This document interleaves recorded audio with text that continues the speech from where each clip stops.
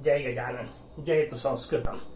श्यामास्वंगम चकित हरिणी परीक्षणे दृष्टिपातम वक्रच्छाया शशिनि शिखिणा बर्हभारी शुकेशान उत्पश्यामि प्रतनुषु नदी वीचिषु भ्रूविलासान् हन्तैकस्मिन् क्वचिदपि नते चंडी सादृश्यमस्ति। महाकवी कालिदासांचा यक्ष स्वतःच्या अवस्थेचं वर्णन करतोय। मी कशा पद्धतीने जगतोय हे तो सांगत आहे। हे सांगत असताना त्याच्या प्रेमाचं वर्णन करत असताना वारंवार आपण एक सिद्धांत जो पाहिलेला आहे तो पुन्हा एकदा व्यवस्थित समजून घेण्याचा या निमित्ताने प्रयत्न करू, कारण इथे तो आपल्याला स्पष्टपणे दिसत आहे। एक सिद्धांत आपण पाहतोय की प्रेम आणि भक्ती या समान अवस्था आहेत, फक्त एक लहानशी गोष्ट बदलते, बाकी अवस्था समान आहे। या अर्थाने कोणती अवस्था समान आहे तर दोन्हीमध्ये परम एकनिष्ठता आहे, दोन्हीमध्ये परम समर्पणाचा भाव आहे। फरक कुठे पडतो? फरक फक्त अधिष्ठानात पडतो। ते प्रेम म्हणजे ती वृत्ती जेव्हा एखाद्या व्यक्तीच्या निमित्ताने प्रगट होते, एखाद्या व्यक्तीला अधिष्ठान करत प्रगट होते, एखाद्या व्यक्तीच्या ठिकाणी जेव्हा ती वृत्ती एकवटल्या जाते तेव्हा तिला आपण प्रेम असं म्हणतो। मग ती व्यक्ती असेल, एखादा कदाचित पदार्थ असेल, एखादी वस्तू असेल, घरदार इत्यादी असेल, त्या ठिकाणी जेव्हा त्या गोष्टीची जाणीव प्रगट होते तेव्हा त्याला प्रेम असं सामान्य शब्दात म्हटलं जातं। आणि जेव्हा तीच गोष्ट भगवंतासाठी प्रगट होते तेव्हा त्याला आपण भक्ती असं म्हणत असतो। पण दोन्ही मधली अवस्था बऱ्यापैकी समान असते हे आपल्याला लक्षात येईल। त्या अवस्थेमध्ये एक मजेदार गोष्ट असते की जेव्हा अशी एकनिष्ठता निर्माण होते, जेव्हा असं पूर्ण समर्पण निर्माण होतं तेव्हा त्या एका व्यक्तीशिवाय किंवा त्या एका परमात्म्याशिवाय दुसरं काहीच दिसत नाही। त्याच अवस्थेला आपल्याकडे साधू संतांनी मोठ्या सुंदर शब्दात सांगितलं, भरला घनदाट हरी दिसे। सगळीकडे फक्त भगवानच दिसतो। एका साधूंना विचारले एका माणसाने, अहो म्हणे मी काय करू, मला भगवान कुठंच दिसत नाही। साधू महाराजांनी फार गोड उत्तर दिलं। ते म्हणाले, अरे असं काय करतो, मला भगवंताशिवाय काही दिसत नाही, दुसरं काही दिसतच नाहीये, सगळीकडे केवळ तेच दिसतं। दासगणू महाराज नावाचे अद्वितीय संत झाले आपल्याकडे। संत श्रेष्ठ गजानन महाराजांची आरती करताना त्यांनी किती सुंदर शब्द वापरलेत पहा, जिकडे पाहावे तिकडे तू दिसशी नयना। मला तुझ्याशिवाय डोळ्याला काही दिसतच नाहीये, काही पाहतोय मी। तुम्हाला असं काय करता, व्यवहारात तर आपल्याला सगळ्या बाकीच्या बाहेरच्या गोष्टी दिसतात, मग तुम्ही कसं काय म्हणता? त्याचं उत्तर आहे नाही, त्या प्रत्येक गोष्टीकडे पाहताना त्या गोष्टीच्या मागे जो विचार आहे तो भगवंताचाच आहे, तो श्री महाराजांचा आहे। ही भूमिका समजून घ्या। म्हणजे एक लहानचं उदाहरण जर तुम्हाला लक्षात येईल, झाडावरचं पान हलतं, पान कोणामुळे हलतं? पान स्वतःहून नाही हलत, त्या पानाला हलवणारा वारा मागे असतो। तो वारा तरी स्वतः चालतो का? त्याचं उत्तर आहे नाही। ते वारा महाभूतांमधलं एक तत्व आहे। वारा महाभूतांमधलं एक तत्व त्या एका तत्वालाच नव्हे तर त्या पंचमहाभूतांना चालवणारा जो भगवान आहे त्या भगवंताचं वर्णन। म्हणून पान हलताना दिसलं की वाऱ्याची आठवण होणे, आणि वाऱ्याची आठवण झाल्यानंतर वाऱ्याला चालवणाऱ्या भगवंताची आठवण होणे। म्हणून प्रत्येक गोष्टीत भगवान जाणवणे हा त्याच्या मागचा जो भाग आहे तो आपल्याला व्यवस्थित समजून घेतला पाहिजे। प्रेमात सुद्धा तीच अवस्था निर्माण होते। म्हणजे काय तर तुम्ही जे जे काही पाहाल त्या सगळ्या पाहिलेल्या गोष्टींमध्ये तुम्हाला तुमच्याच प्रिय व्यक्तीची आठवण येते। याचा अर्थ एक तर ही गोष्ट तिला कशी दिसेल याची आठवण येते, किंवा त्या गोष्टीकडे पाहिल्यानंतर तिच्या एखाद्या गोष्टीची आठवण येते। ती जी रचना आहे ती रचना इथे आपल्या समोर यक्ष सांगतोय की मला प्रत्येक गोष्टीत तूच आठवते, मला प्रत्येक गोष्टीत तुझीच आठवण येते, तीच स्मृती माझ्या मनामध्ये वारंवार जागृत होते। पण हे सगळं सांगत असताना आणखीन एक सुंदर गोष्ट सांगितली, पण ती शेवटच्या चरणात सांगितली आहे। आधीचे 3 चरण समजून घेऊ। सगळीकडे मला तूच कशी दिसते। पहिला विषय सांगितला श्यामास्वंगम, श्यामासु अंगम। श्यामा शब्दाचा अर्थ इथे वेल अशा अर्थाने घेतलाय। वास्तविक तो अगदी व्यवस्थित वापरायचा तर श्यामा शब्दाचा अर्थ प्रियंगू नावाची वेल, त्या वेलीची ही कळी, त्याला प्रियंगू कलिका असा शब्द वापरलेला आहे। तिचा जो रंग किंवा तिची जी नाजूक अवस्था त्याला श्यामा असं म्हटलेलं आहे. आपल्याकडे नवग्रह स्तोत्र आहे. त्या नवग्रह स्तोत्रात बुधाचं वर्णन करताना या वेलीचं वर्णन आलंय पहा.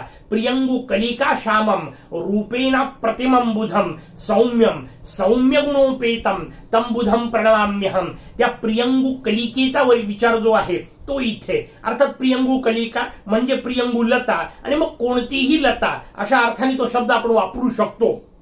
लक्षार्थाने लतामध्ये याचा अर्थ वेलीमध्ये अंगम. मी वेल पाहिली की मला तुझं अंग आठवतं. ती वेल जशी नाजूक आहे, ती वेल जशी सरळ आहे, तसे तुझे हात आहेत. म्हणून मला जगात कुठलीही वेल दिसली की तुझ्या हातांची आठवण येते.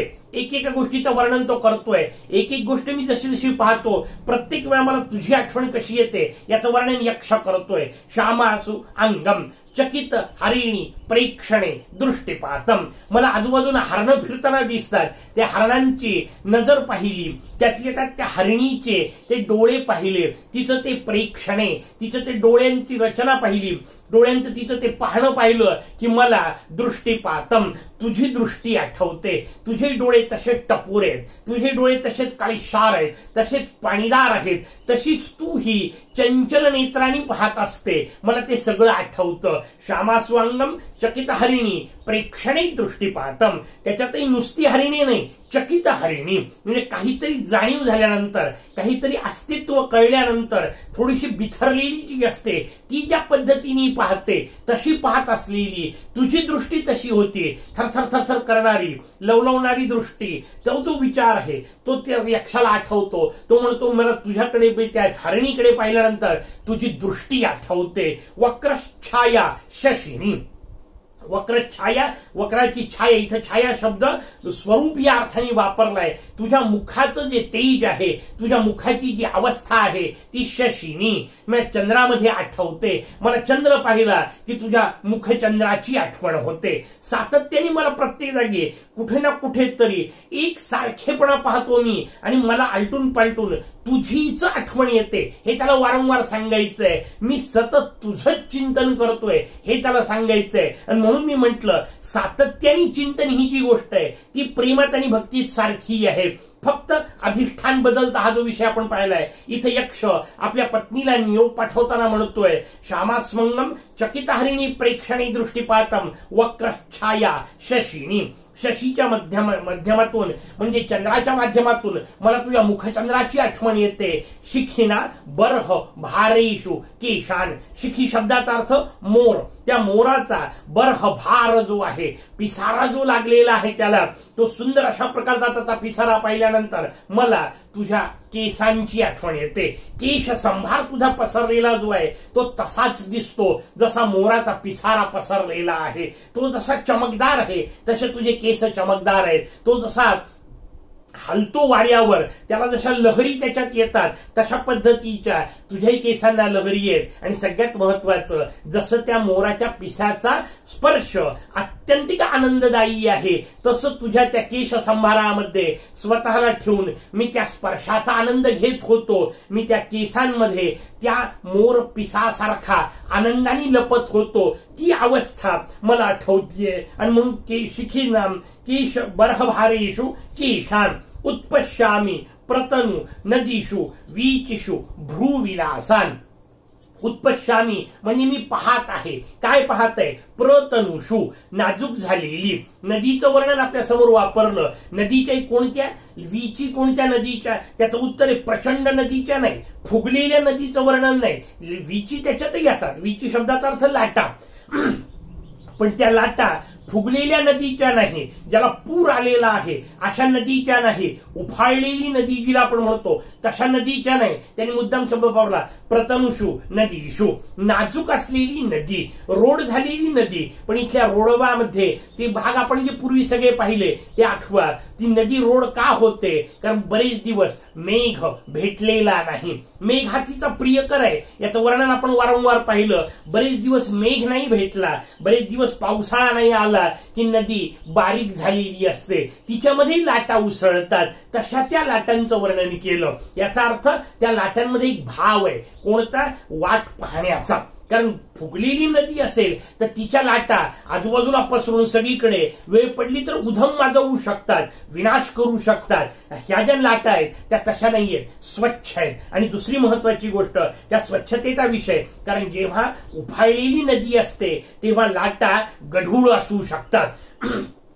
त्या गढूळ असू शकतात नव्हे, असतातच. खरं तर त्या गढूळ लाटांमध्ये तुम्हाला कुठलीच गोष्ट आनंद देणारी नाही असू शकत. म्हणजे शेतकऱ्यांच्या अर्थाने विषय सोडून द्या, आपल्याला त्या नदीच्या पाण्याचा आनंद घेणे या अर्थाने मी म्हणतोय तो तिथे नाही मिळणार. केव्हा मिळेल? जेव्हा नदी बारीक झालेली असेल, जेव्हा नदी शांतपणे वाहत असेल, हळूवारपणे झुळझुळ वाहत असेल, तेव्हा ते पाणी अत्यंत स्वच्छ अशा प्रकारचं असतं, निखळ अशा प्रकारचं असतं, आरपार दिसणारं. आरस पाणी शब्द आपण वापरतो तशा पद्धतीचं असलेलं की ज्याच्यातून पलीकडचं सगळं दिसतं. थांग पत्ता लागणे ज्याला आपण म्हणतो तो तिथे अपेक्षित आहे. आणि मग तो कुठे लागतो? त्याचं उत्तर आहे नजरेत लागतो. कारण आपल्याकडे म्हटलं जातं माणसाचे डोळे हे त्याच्या मनाचा आरसा असतात. त्याच्या डोळ्यात दिसतं आतमध्ये काय चाललेलं आहे. तोंडाने भले बोलत असेल माणूस, अगदी सहज उदाहरण व्यवहारातलं सांगतो, एखादा माणूस आपल्याकडे येतो, आल्यानंतर दारात आपण त्याला या म्हणतो, पण तो खरंच आलेला आपल्याला आवडलाय की नाही हे आपल्या डोळ्यातच दिसतं. तिथं नाही लपवता येत. तोंडाने तुम्ही भले म्हणाल पण डोळ्यात कुठेतरी एक भाव येतो, कशाला आलाय नको त्या वेळेला, आता याची काही आवश्यकता नव्हती, याला भेटायची माझी इच्छा नाही, होऊ शकतं. हा जो भाव आहे तो लक्षात घ्या. म्हणून तिने डोळ्याचा विचार, तिच्या डोळ्याचा विचार, पण कोणत्या? प्रतनुषु नदीशु भ्रुविलाविचीषु.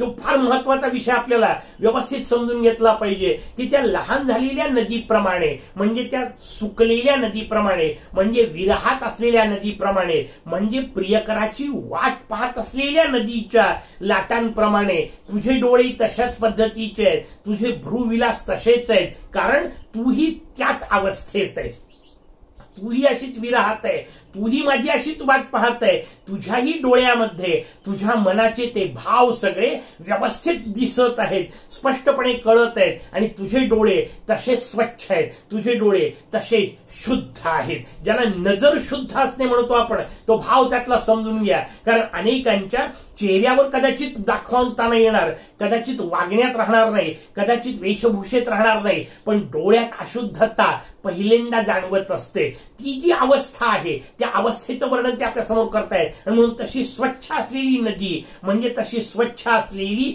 दृष्टी, हा जो भाव आहे तो अपेक्षित आहे. प्रेमाने झालेली अत्यंत नितळ दृष्टी, प्रेमाने आलेला रोडवा, प्रेमात असलेली विरहाची अवस्था आणि त्या विरहात वाट पाहणारी जी दृष्टी, त्या सगळ्या गोष्टींचा अर्थ एकत्र आपल्या समोर वापरलाय. म्हणून त्याच्यामध्ये मला आठवतात काय? उत्पश्यामी प्रतनुषु नदीषु वीचिषु भ्रूविलासान. त्या नद्यांच्या त्या विलासामध्ये मला तुझे भ्रूविलास आठवतात. त्या वीचींमध्ये त्या लाटांची जी थरथर आहे, ती थरथर हालचाल जी आहे, त्या हालचालीकडे पाहताना मला तुझ्या नजरेची हालचाल आठवते. कारण तुझे डोळे तसेच सुंदर आहेत, आनंद देणारे आहेत, आल्हाद देणारे आहेत, आस्वाद देणारे आहेत, इत्यादी इत्यादी सगळे अर्थ यक्षाला तिथे अपेक्षित आहेत. आणि म्हणून यक्ष आपल्या समोर सांगतोय की या सगळीकडे मी जिथे जिथे पाहतो तिथे तिथे मला तू दिसते. म्हणून ती जी सुरुवातीची अवस्था सांगितली, जिकडे पाहावे तिकडे, ती अवस्था आपल्याला पाहायला मिळतीये. आणि म्हणून तो एकेका गोष्टीचं, पण या सगळ्या गोष्टींचं एकेका गोष्टीचं वर्णन आहे. लक्ष द्या, त्या एकेका गोष्टीत ती गोष्ट तर आठवते, पण तेवढी एकच गोष्ट आठवते, बाकीची कुठे आहे? तुकड्या तुकड्यांमध्ये आहे. आणि सौंदर्य असं तुकड्या तुकड्यात नाही चालत. फक्त हात सुंदर असं कसं चालेल? फक्त पाय सुंदर असं कसं चालेल? एक एक गोष्ट नुसती सुंदर असून उपयोग नाही. सौंदर्याचं एकत्रीकरण सगळ्या अवयवांचं असायला पाहिजे. यक्षाची अडचण जी आहे ती यक्षाने प्रत्येक वेळा 3 ओळींमध्ये 3 गोष्टी तर सांगितल्या आपल्याला की मी हे पाहतो, मला ह्या गोष्टी आठवतात. मी वेल पाहिली, मला तुझं अंग आठवतं. मला चकित हरिणी दिसली, तुझे नेत्र आठवतात. मला चंद्र दिसला, तुझा चेहरा आठवतो. मला मोराचा पिसारा दिसला, तुझे केस संभार आठवतो. मला नदीच्या लाटा दिसल्या, तुझी नेत्र पल्लवी मला आठवते. पण हे सगळं आठवलं ना तरी एक अडचण आहे. कोणती? हंत एकस्मिन क्वचिदपि न ते चंडी सादृश्यमस्ती. अगं चंडी, इथे चंडी शब्द सुंदरी या अर्थाने वापरलाय. हे सुंदरी, हे सगळ्या गोष्टींमध्ये जरी मला तुकड्या तुकड्यात तुझी आठवण होत असली तरी यातल्या कुठल्याच गोष्टीमध्ये हंत एकस्मिन क्वचिदापि न ते, या कुठल्याही गोष्टीत एकत्रित स्वरूपामध्ये तुझं सौंदर्य नाही. कारण या एकेका गोष्टीत तुझ्यातला एक एक भागच मला आठवतो. परिपूर्ण सौंदर्य हे फक्त तुझ्या ठिकाणी आहे. वाक्याचा अर्थ, या एकेका गोष्टीच्या आठवणीतून मला थोडा थोडा आनंद मिळतो. पूर्ण आनंद नाही मिळू शकत, एकत्रित आनंद नाही मिळू शकत, साकल्यात्मक आनंद मिळत नाही. तो फक्त तुझ्याच जवळ मिळणार आहे. वाक्याचा अर्थ, तुझ्या मिलनाशिवाय माझ्या सुखाची अंतिम अवस्था मला प्राप्त होणार नाहीये. हे त्यातून आपल्याला यक्ष त्या यक्षिणीपर्यंत कसा पोहोचवतोय ते महाकवी कालिदासांनी सांगितलं. त्याला आणखीन काय बोलायचंय पुढच्या श्लोकात, पुढच्या भागात. तोपर्यंत जयतु संस्कृत.